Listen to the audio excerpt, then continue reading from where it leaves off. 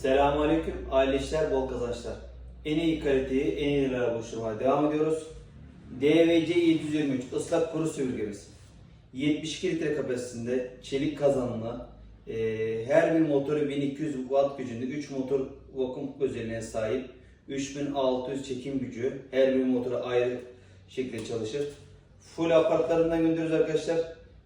Zemin temizlemede, aralar çekmede ördek başlığımız, yerlerde ıslak kuru süpürgelerimiz, toz torbamız.